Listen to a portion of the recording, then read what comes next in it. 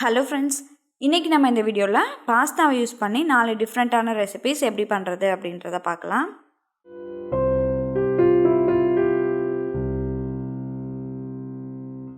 First நம்ம பார்க்க போகிற ரெசிபி என்ன அப்படின்னு பார்த்தீங்கன்னா பாஸ்தா சாண்ட்விச்.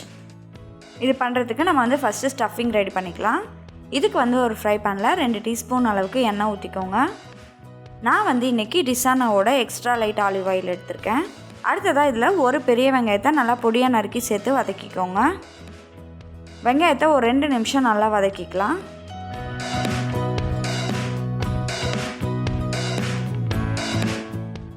அடுத்ததாக இதில் 1 டீஸ்பூன் அளவுக்கு இஞ்சி பூண்டு பேஸ்ட்டு சேர்த்து வதக்கிக்கோங்க.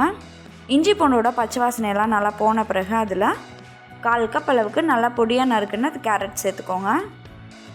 அடுத்ததாக 1/4 கப் அளவுக்கு ஸ்வீட் கார்னையும் சேர்த்துக்கலாம்.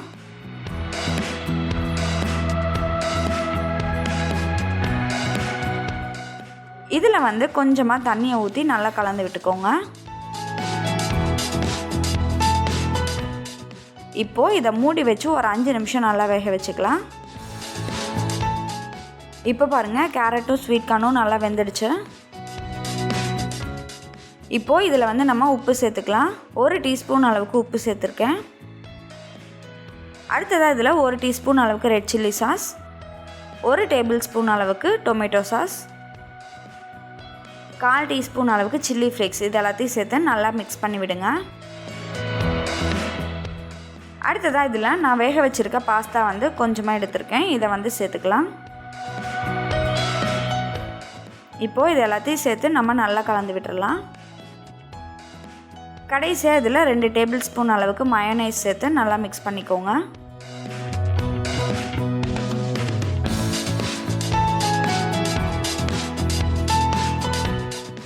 இப்போ பாருங்கள், நம்மளோட ஸ்டஃபிங் ரெடி ஆகிடுச்சு. அடுத்ததாக ப்ரெட் ஸ்லைசஸில் ஒரு சைடு மட்டும் நம்ம வெண்ணெய் அப்படி இல்லைன்னா நெய் அப்ளை பண்ணிக்கலாம். நான் இன்றைக்கி நெய் தான் யூஸ் பண்ணியிருக்கேன்.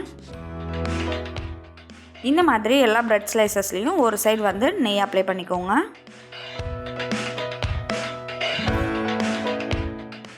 இன்னொரு சைடு நம்ம டொமேட்டோ சாஸ் அப்ளை பண்ணிக்கலாம். இப்போது இதில் மேலே நம்ம ரெடி பண்ணி வச்சுருந்த ஸ்டஃபிங்கை வச்சுருங்க. இப்போது இன்னொரு ப்ரெட் ஸ்லைசஸில் கொஞ்சமாக டொமேட்டோ சாஸ் அப்ளை பண்ணிவிட்டு இதை மூடிடலாம்.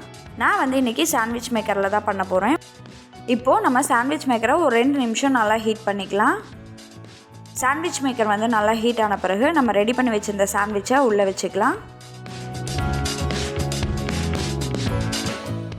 இப்போது இதை நல்லா கிரில் பண்ணி எடுத்துக்கோங்க.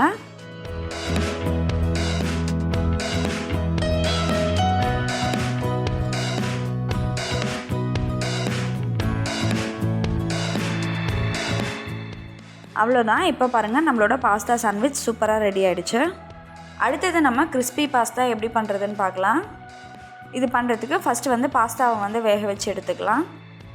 இதுக்கு நான் ஒரு பாத்திரத்தில் ஒரு 1.5 லிட்டர் அளவுக்கு தண்ணி எடுத்திருக்கேன். தண்ணியை நல்லா சூடு பண்ணிக்கோங்க. இதுலேயே நம்ம 1 டேபிள் ஸ்பூன் அளவுக்கு உப்பு சேர்த்துக்கலாம்.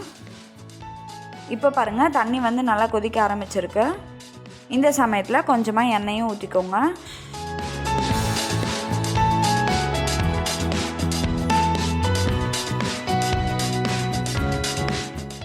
தண்ணி நல்லா கொதிக்க ஆரம்பித்த பிறகு நம்ம அதில் பாஸ்தாவை சேர்த்துக்கலாம். நான் இன்றைக்கி 150 கிராம் அளவுக்கு பாஸ்தா எடுத்திருக்கேன். இந்த பாஸ்தாவை ஒரு 8லேருந்து 10 நிமிஷம் நல்லா குக் பண்ணி எடுத்துக்கோங்க. இப்போ பாருங்கள், பாஸ்தா நல்லா வெந்துருச்சு. இதை நம்ம வேறு ஒரு பாத்திரத்துக்கு மாற்றிடலாம். இது கொஞ்ச நேரம் ஆறட்டும். அதுக்குள்ளே நம்ம ஒரு மசாலா ரெடி பண்ணிக்கலாம். இதில் ஒரு 1/4 டீஸ்பூன் அளவுக்கு உப்பு, 1 டீஸ்பூன் சாட் மசாலா, 1/2 டீஸ்பூன் அளவுக்கு மிளகாய்த்தூள், இது எல்லாத்தையும் சேர்த்து நல்லா கலந்து விட்டு ரெடி பண்ணி வச்சுக்கோங்க.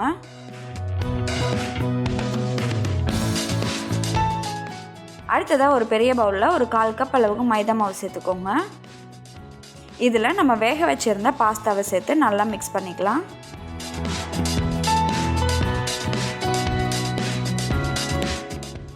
அடுத்ததாக ஒரு பாத்திரத்தில் நான் எண்ணெயை நல்லா சூடு பண்ணி வச்சுருக்கேன். எண்ணெய் நல்லா சூடான பிறகு நம்ம ரெடி பண்ணி வச்சுருந்த பாஸ்தாவை இதில் போட்டு பொரித்து எடுத்துக்கலாம். நல்லா கிறிஸ்பி ஆகிற வரைக்கும் பொரிச்சு எடுத்துக்கோங்க.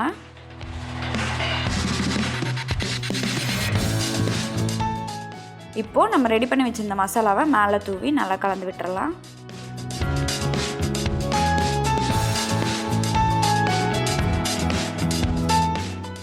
இப்போ பாருங்கள், ரொம்ப ரொம்ப சிம்பிளான ஈஸியாக நம்ம பண்ணக்கூடிய ஒரு ஈவினிங் ஸ்நாக்ஸ் வந்து சூப்பராக ரெடி ஆகிடுச்சு. அடுத்தது நம்ம எக் பாஸ்தா எப்படி பண்ணுறதுன்னு பார்க்கலாம். இது பண்ணுறதுக்கு ஃபஸ்ட்டு நம்ம வெங்காயம், கேரட்டு, அதுக்கப்புறம் தக்காளி இது 3ஐயும் நல்லா பொடியாக நறுக்கி எடுத்துக்கலாம்.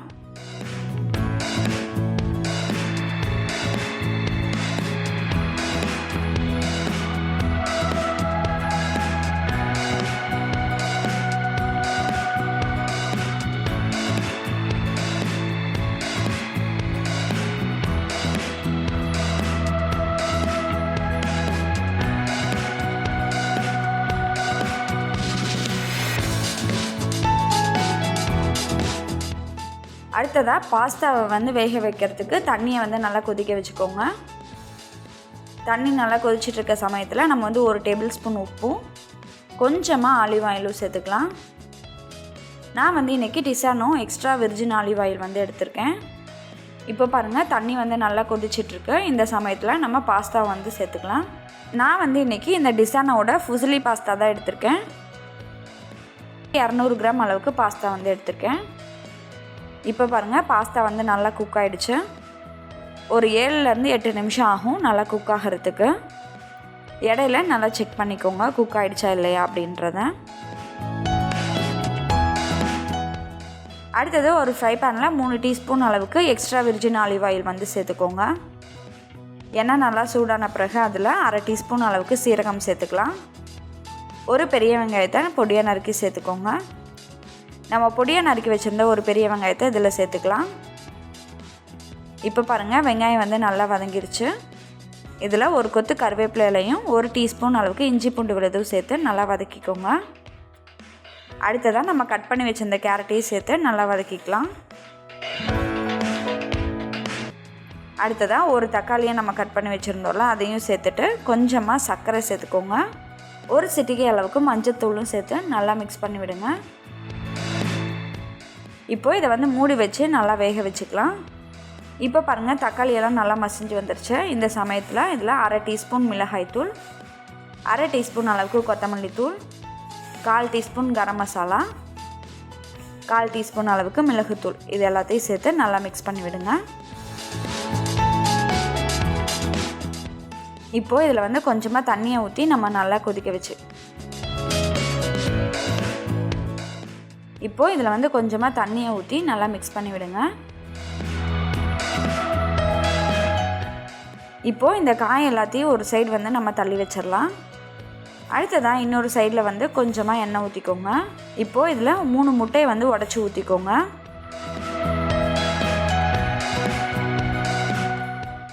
இப்போது இந்த முட்டையை வந்து நல்லா இந்த மாதிரி கலந்து விடுங்க. இப்போ பாருங்கள், முட்டை வந்து நல்லா வெந்துருச்சு. இப்போது இந்த முட்டையை வந்து நம்ம எல்லா பக்கமும் நல்லா மிக்ஸ் பண்ணி விட்டுறலாம். இதில் நம்ம குக் பண்ணி வச்சுருந்த பாஸ்தாவையும் சேர்த்துக்கலாம். இப்போது இந்த பாஸ்தாவுக்கு தேவையான அளவு உப்பையும் சேர்த்து நல்லா மிக்ஸ் பண்ணி விடுங்க. கடைசியாக நம்ம கொத்தமல்லி இலை தூவி இறக்கிடலாம்.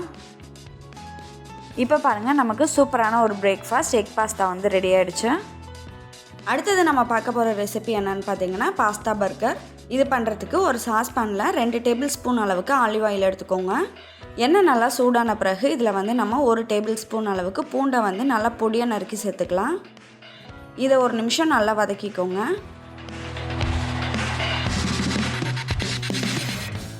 அடுத்ததாக இதில் 2 டீஸ்பூன் அளவுக்கு மைதா மாவு சேர்த்து நல்லா வதக்கிக்கலாம்.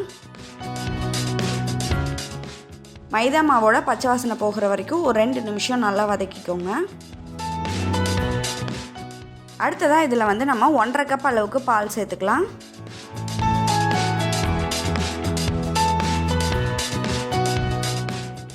பால் சேர்த்து நல்லா கிளறி விடுங்க. இது வந்து நல்லா திக்காகும். இப்போ பாருங்கள், இது நல்லா திக்காயிடுச்சு. இந்த சமயத்தில் நம்ம வந்து இதில் 1 டீஸ்பூன் அளவுக்கு உப்பு, 1 டீஸ்பூன் அளவுக்கு மிக்ஸ்டு ஹெர்ப்ஸ் சேர்த்துக்கலாம். அடுத்ததாக 1/4 டீஸ்பூன் அளவுக்கு மிளகுத்தூள் சேர்த்துக்கோங்க. இப்போது இது எல்லாத்தையும் சேர்த்துட்டு நம்ம நல்லா மிக்ஸ் பண்ணி விட்டுறலாம். அடுத்ததாக 100 கிராம் அளவுக்கு பாஸ்தாவை நான் நல்லா வேக வச்சு எடுத்திருக்கேன். இதை வந்து இது கூட சேர்த்துக்கலாம். நான் வந்து இன்றைக்கி டிசானோவோட ஃபுசிலி பாஸ்தா தான் எடுத்திருக்கேன். இப்போது இதை வந்து நல்லா நம்ம கலந்து விட்டுக்கலாம். இப்போ பாருங்கள், அந்த ஒயிட் சாஸ் வந்து பாஸ்தாவோட நல்லா மிக்ஸ் ஆகிடுச்சு. இப்போ வந்து நம்ம இதில் 100 கிராம் அளவுக்கு மொசரல்லா சீஸும் 100 கிராம் அளவுக்கு செடார் சீஸும் சேர்த்துக்கலாம். இந்த மாதிரி நல்லா துருவி எடுத்து சேர்த்துக்கோங்க.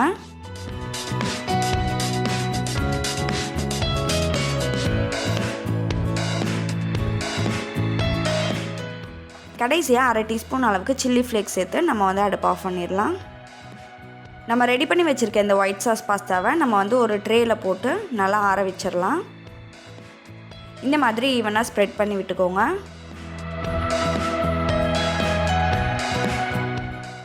இப்போது இதை எடுத்து ஃப்ரிட்ஜில் ஒரு 2 மணி நேரம் அப்படியே வச்சுருங்க. இப்போ வந்து இதை நான் 2 மணி நேரம் ஃப்ரிட்ஜில் வச்சு எடுத்துட்டேன். அடுத்ததான் நம்ம இந்த பர்கர் பண்ணுறதுக்கு வெஜிடபிள் பேட்டிஸ் வந்து ரெடி பண்ணிக்கலாம்.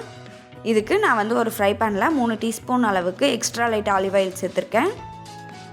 எண்ணெய் சூடான பிறகு அதில் ஒரு பெரிய வெங்காயத்தை நல்லா பொடியாக நறுக்கி சேர்த்துக்கோங்க. இந்த வெங்காயத்தை ஒரு 2 நிமிஷம் நல்லா வதக்கிக்கலாம். இப்போது இதில் 1 டீஸ்பூன் அளவுக்கு இஞ்சி பூண்டு பேஸ்ட்டு சேர்த்து நல்லா வதக்கிக்கோங்க.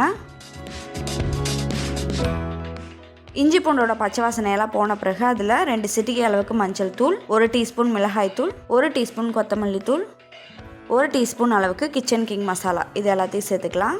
இப்போது இதை நல்லா வதக்கிக்கோங்க. அடுத்ததாக இதில் ஒரு பெரிய கேரட்டை இந்த மாதிரி நல்லா பொடியாக நறுக்கி எடுத்திருக்கேன். கொஞ்சமாக பச்சை பட்டாணி சேர்த்துக்கோங்க. இப்போது இது ரெண்டையும் நம்ம நல்லா வதக்கிக்கலாம். இந்த கேரட்டும் பச்சை பட்டாணியும் வேகிறதுக்கு கொஞ்சமாக தண்ணியை ஊற்றி நம்ம வந்து நல்லா கலந்து விட்டுறலாம்.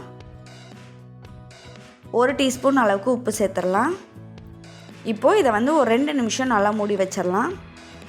கேரட்லாம் நல்லா பொடியாக இருக்கிறதுனால 2 நிமிஷத்தில் வெந்துடும். கேரட்டும் பச்சை பட்டாணியும் நல்லா வெந்த பிறகு இதில் நான் வந்து வேக வச்சு மசிச்சு வச்சுருக்க உருளைக்கிழங்க சேர்த்துக்கலாம். நான் வந்து இன்றைக்கி 4 பெரிய சைஸ் உருளைக்கிழங்க நல்லா வேக வச்சு மசிச்சு இது கூட சேர்த்துருக்கேன். இப்போது இதை வந்து நல்லா மசிச்சு விட்டுக்கோங்க.